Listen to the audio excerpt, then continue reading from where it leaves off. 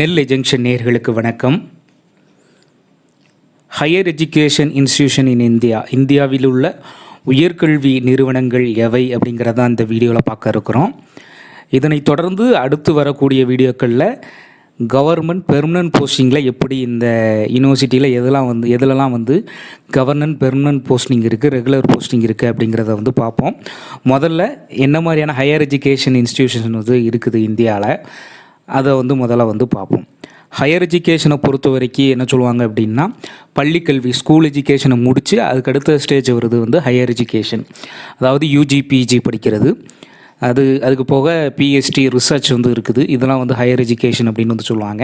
இதை வழங்கக்கூடிய நிறுவனங்கள் என்னென்ன அப்படின்னு பார்த்துட்டோம்னா, இந்தியாவை பொறுத்த வரைக்கும் மிகப்பெரிய அளவில் இருக்கக்கூடியது இன்ஸ்டியூட் ஆஃப் நேஷ்னல் இம்பார்ட்டன்ஸுங்கக்கூடிய நிறுவனங்கள் இருக்குது. அதுக்கடுத்து சென்ட்ரல் யூனிவர்சிட்டிஸ், மத்திய பல்கலைக்கழகங்கள் அல்லது ஒன்றிய பல்கலைக்கழகங்கள் சொல்லுவாங்க, அது இருக்குது.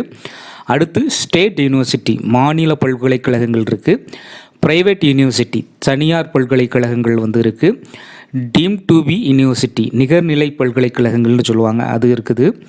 அடுத்து பார்த்துட்டோம் அப்படின்னா இதுக்கு அடுத்த ஸ்டேஜ் இதெல்லாம் யூனிவர்சிட்டி லெவலில் இருக்கக்கூடியது. யூனிவர்சிட்டிக்கு கீழே ஒரு ஸ்டெப்பு இருக்கக்கூடியது பார்த்துட்டோம் அப்படின்னா colleges, government colleges, government aided colleges, private colleges இருக்குது.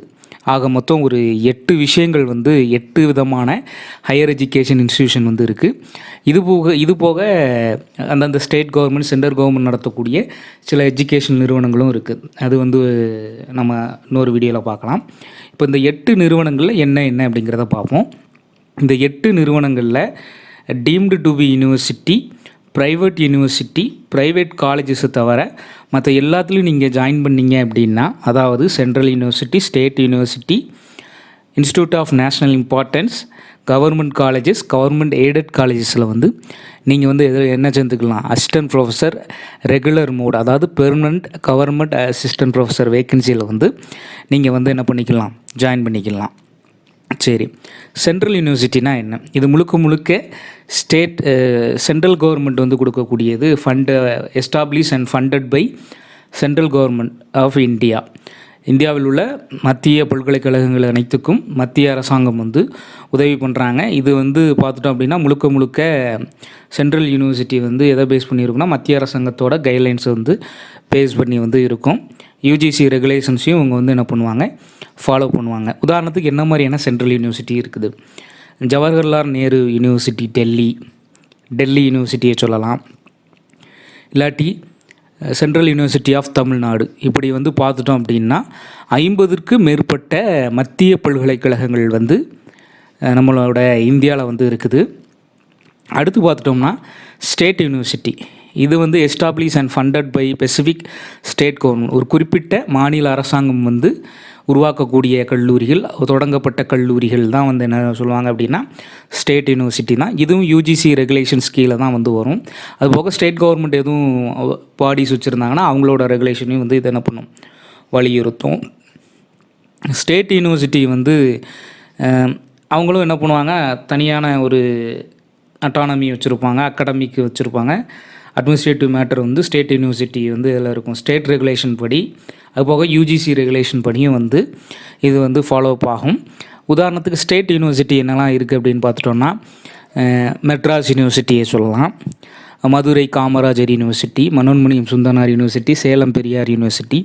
இதே மாதிரி பல்கலைக்கழகங்கள்லாம் இது கீழே வருது அப்படின்னா ஸ்டேட் யூனிவர்சிட்டிக்கு கீழே வருது.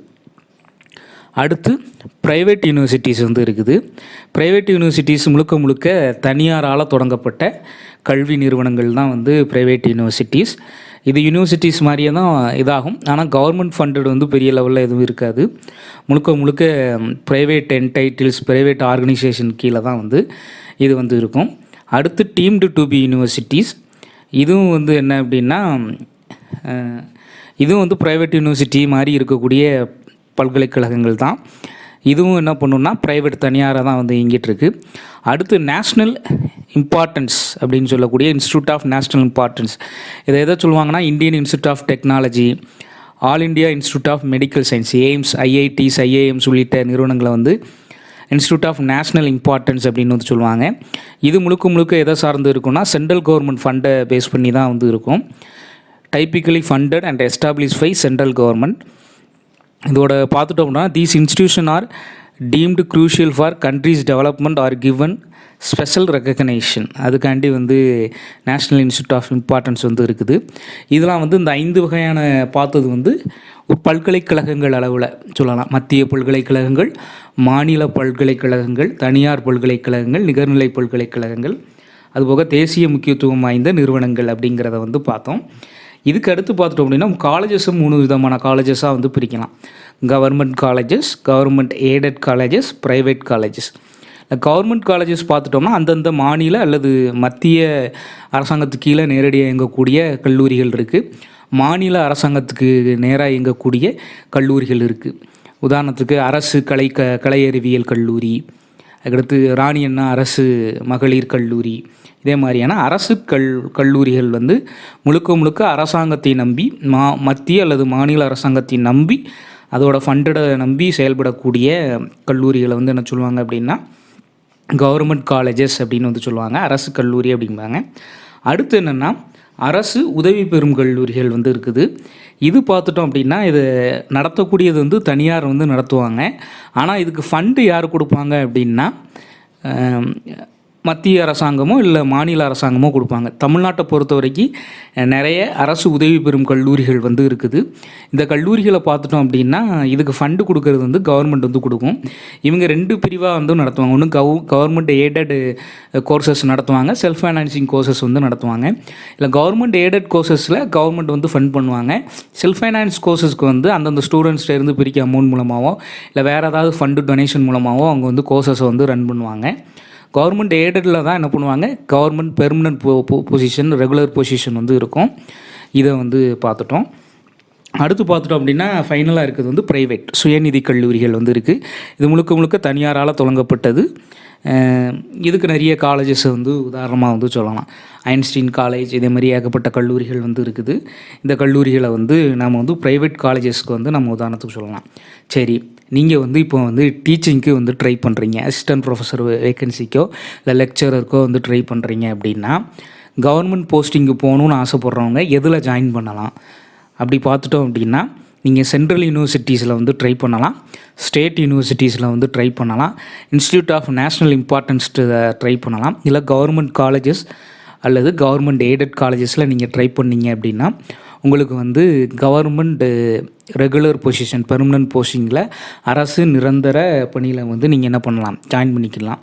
இது குறித்த வீடியோக்களை வந்து தொடர்ந்து பார்ப்போம். இப்போ நீங்கள் சென்ட்ரல் யூனிவர்சிட்டியில் வந்து ஜாயின் பண்ணணும்னா உங்களுக்கு என்ன மாதிரியான குவாலிஃபிகேஷன் தேவை, அதில் என்ன மாதிரியான விஷயங்கள் க்ரைட்டீரியா ஃபாலோ பண்ணுறாங்க, இதே ஸ்டேட் யூனிவர்சிட்டியில் ஜாயின் பண்ணணும்னா என்ன மாதிரியான எக்ஸாம் பேட்டர்ன் இருக்குது, அதுக்கு நீங்கள் என்ன மாதிரியாக ப்ரிப்பேர் ஆகணும், அதுக்கான எலிஜிபிலிட்டி க்ரைட்டீரியா என்ன அப்படிங்கிறதையும், கவர்மெண்ட் காலேஜஸில் எப்படி செலக்ட் பண்ணுறாங்க அசிஸ்டன்ட் ப்ரொஃபஸரை, கவர்மெண்ட் எய்டட் காலேஜில் எப்படி செலக்ட் பண்ணுறாங்க அப்படிங்கிறத நம்ம தனித்தனி வீடியோக்களாக வரக்கூடிய காலங்களில் வந்து பார்க்க இருக்கிறோம். ஸோ தொடர்ந்து வந்து நீங்கள் நெல்லை ஜங்ஷனோட இணைஞ்சிருங்க.